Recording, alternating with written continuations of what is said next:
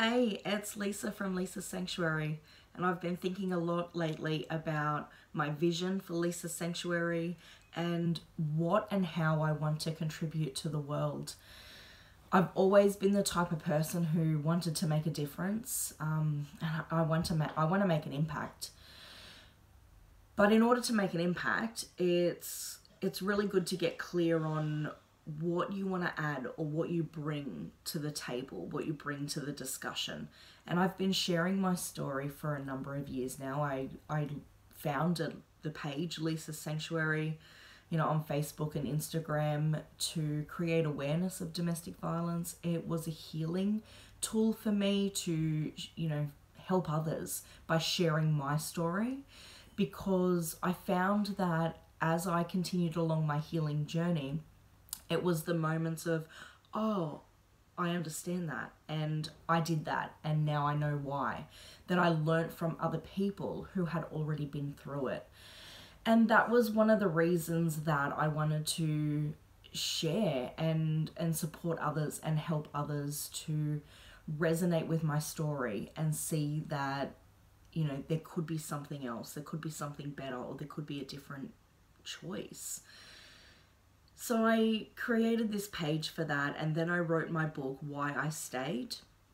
And it was written in response to, the multiple questions that I got with, why didn't you just leave? Why didn't you leave sooner? Why did you stay? And I realized that I didn't really understand that myself until I pieced it together. But I really wanted to explain it to not only other people, but to myself, why I stayed for so long. And I wrote, I write about my experiences in my book, Why I Stayed. But I explain the feelings and the understandings and the learnings behind, and the lessons behind what I was feeling. Things like my own personal phone still sits on silent because I don't like to listen to it ring because it used to ring constantly. And I write about that in my book. Little facets and complexities of domestic violence that, when you hear it from somebody else and you're living it or you've lived it and you go, oh my God, I wasn't crazy. That's, I think, the biggest takeaway I got from writing that was I thought, I'm not crazy.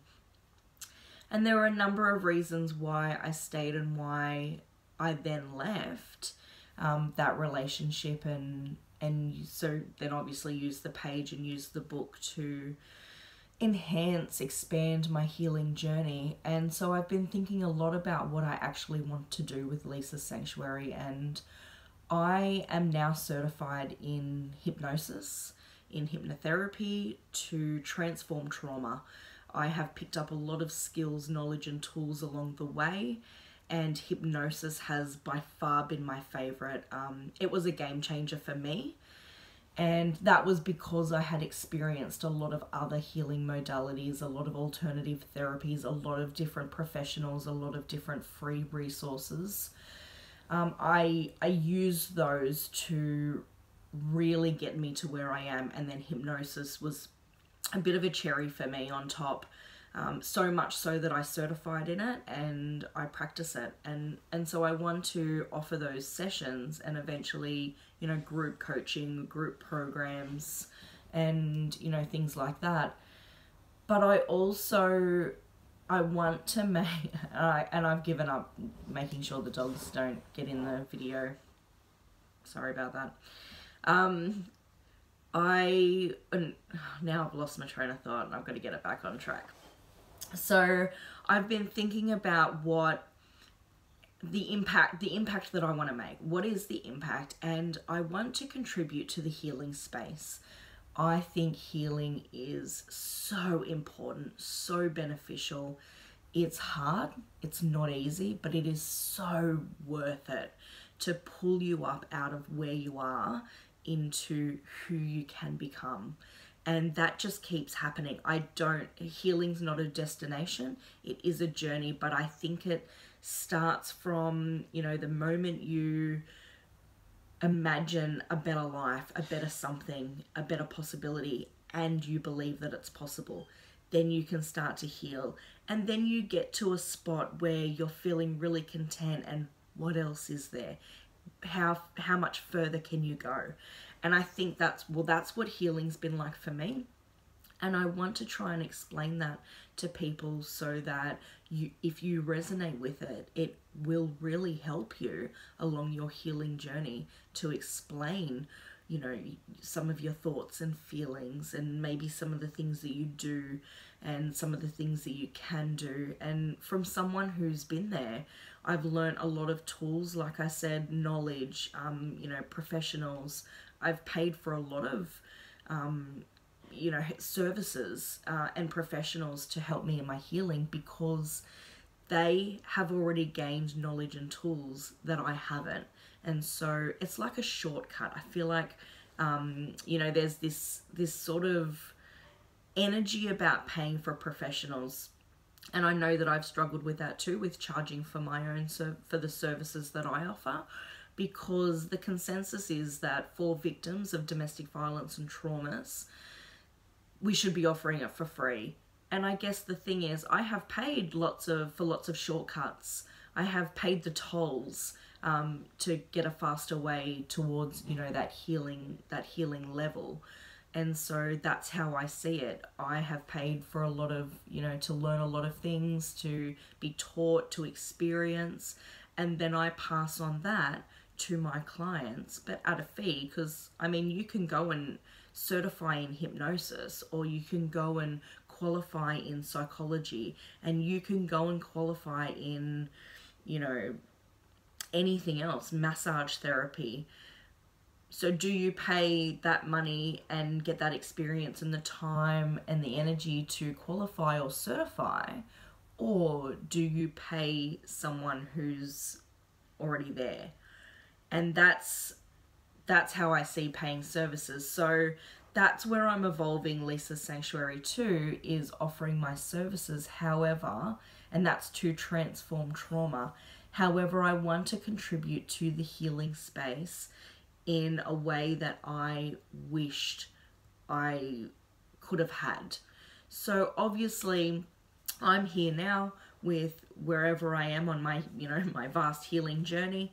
And I've learned, now that I'm here, I know how I got here.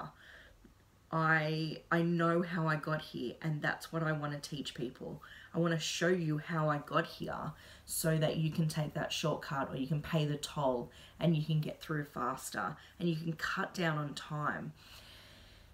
One of the things about contributing to the healing space that I wished I had is that I want to be honest, raw. I want to tell my truth. I want to use my voice. I want to share my message, and that may or may not always resonate with people. That may or may not be always popular. It may or may not make sense to some people. It may trigger you, may or may not trigger you. But I think it's really important that in sharing my message and my voice, that I am honest about what I have been through, what I experienced, what I wish I knew now. And I had an amazing conversation with my eldest son the other night. My children were conditioned to not speak about it. Don't tell anybody at school what happened. Don't talk about it. My children were conditioned to not talk. So it has been an ongoing process to uncondition them, to talk about what they experienced, because they experienced domestic violence individually and with me, and even as a sibling group. They experienced it differently from what I did, and with no less impact than what it's had on me in terms of trauma.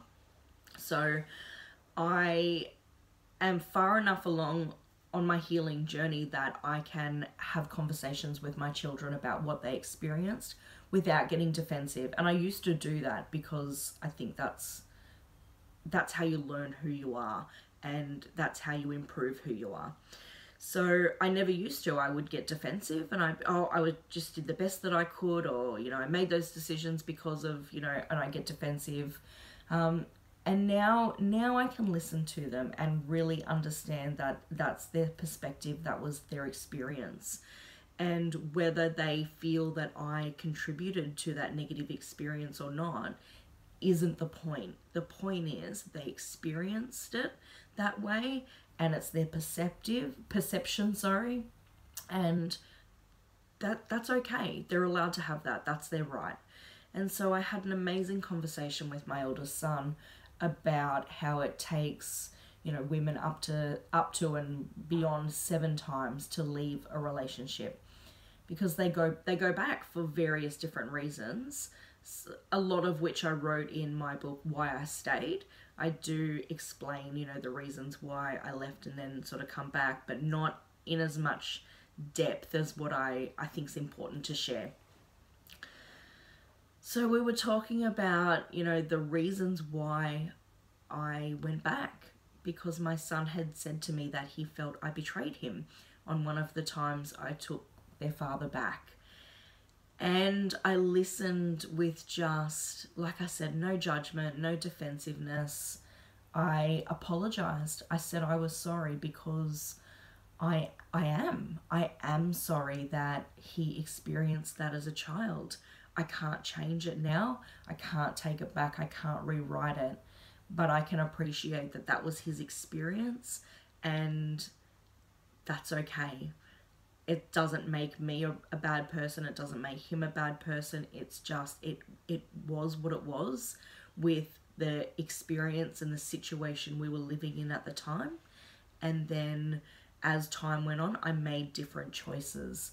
And this is one of those opinions, it's my truth, that I think could, cause some backlash. But I think that, so I'm going to talk about it from my own personal perspective, but what I've come to terms with and what I've come to realize is that I had choices. And during my relationship, I didn't think I had choices, because the choice that I wanted, which was happiness, I didn't think was ever possible for me. So that's also why I say I believe healing starts when you imagine something better and you believe it's possible. I just was always miserable, so I never believed. I just couldn't understand how true happiness could come to me in that relationship. But I had choices, and no, they didn't feel like very good choices at the time, but it was what I chose to do. When I stayed, when I took him back, they were the decisions that I made. And the way that I weighed them up was in regards to what I thought was in my best interests and in my children's best interests. And that's what I said to my son, that I wanted my children to have their father. I wanted to be a family together. I wanted my children to grow up like that. And so that's why I stayed in the relationship longer than what I should have, because I thought my children needed that more than my happiness. And I didn't understand in the beginning that they were witnessing and, seeing and hearing and feeling so much, but they were. And so I was able to explain that, on a level that he understood, but also on a deeper level that, caused me to understand that I did have choices. And why I left him, for good, was because I realized that I had the choice to either continue what I was living and end up dead. The police incident that sparked the cutting, of the ending of the relationship, I believed that day that he would kill me. And I had previously had moments where I wondered, because he had threatened, and that was some of the reasons I went back as well, because what if that were true? What if he would actually kill me and hunt me down and kill me, as he said? So it felt safer to be in the relationship. So those are the choices that I made. I made a choice for what I perceived as being safer in the relationship than out of it at the time. And then how it came to be was I thought I was either going to kill myself through pure depression, miserableness, and just, I had no quality of life. I was so broken by that point that I had to choose something better. I had to make a different choice.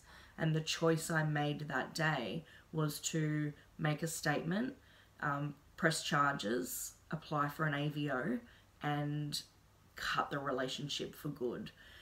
I made that choice that day.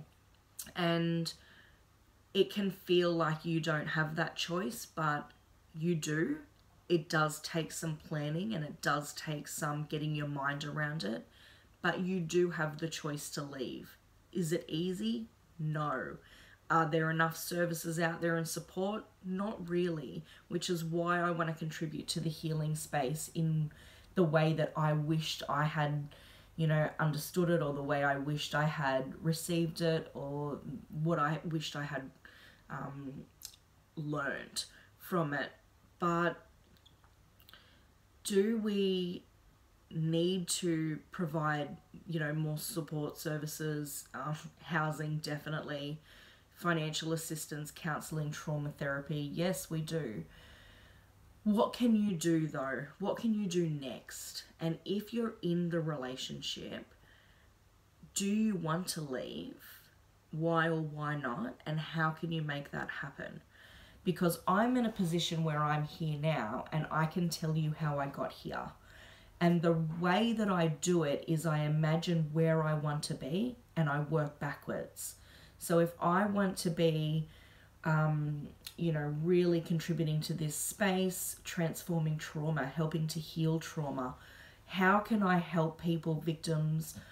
How can I help people do that? And my answers were to qualify and certify in a modality that I, believed in, which is hypnosis. I've trained with now 2 different schools of hypnosis. And then, setting up a business and making myself known and really contributing to what I wanted to bring to the space. So where do you want to be, and work backwards and know that it is possible. It might not feel like either choice is very good. Sometimes my choices were life and death. Well, that was the ultimate choice. I believed he would kill me. And I knew that I couldn't stay there. So that was my choice. The choices aren't easy. Sometimes it feels like 2 crappy choices. Sometimes it feels like you'll lose on both, but you do have a choice. And the choices that I want you to make, I want you to make with a future, a better future in mind. Because you can get there. I'm getting here. I'm along my way. I will be sharing more videos about how I got here and how you can get here too. I am proof that there is life after trauma.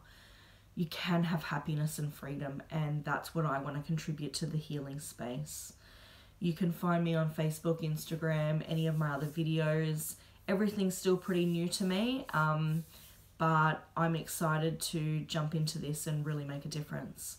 I'm here to make an impact. Thanks for watching.